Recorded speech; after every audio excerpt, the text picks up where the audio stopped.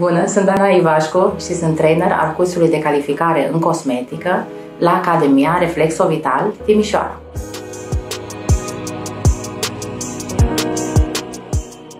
Totul a început acum mai bine de 20 de ani, când eram chimistă și mi-am dorit o schimbare.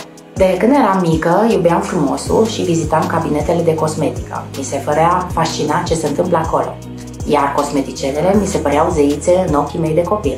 Având această pasiune, mi-am luat inima dinți și pe la 28 de ani m-am înscris la un curs de cosmetică.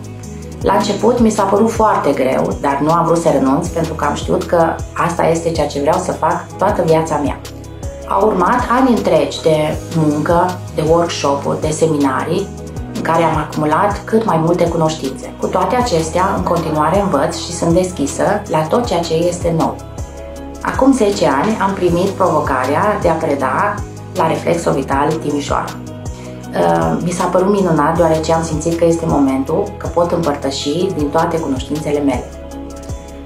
Este minunat că am elevi de toate vârstele și am și eu la rândul meu ce să învăț de la ei.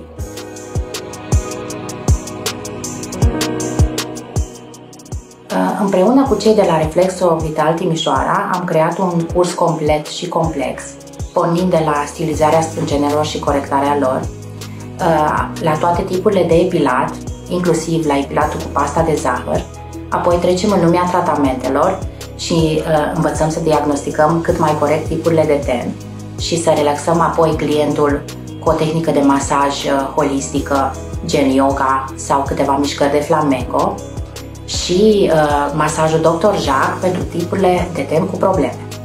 La final chiar vă propunem câteva lecții de machiaj în prezența formatorilor noștri de la cursul de machiaj.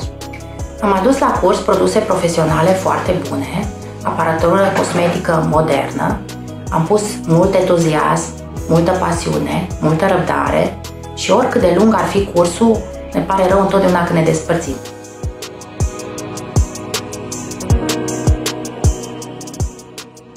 Eu cred că este nevoie de seriozitate, de dăruire, clientul să vadă că îți place ceea ce faci, să înveți lucruri noi tot timpul și să lucrezi cât mai corect și cât mai profesionist.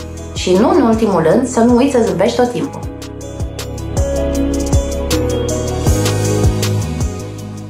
În primul rând, îmi place foarte mult să lucrez cu oamenii, îmi place să le împărtășesc toată experiența mea elevelor și sunt foarte mândră de ele când lucrează în cabinetele cosmetice. Și vreau să cred că dacă ar fi să o iau de la zero, aș face tot asta și sper că entuziasmul meu e molipsitor.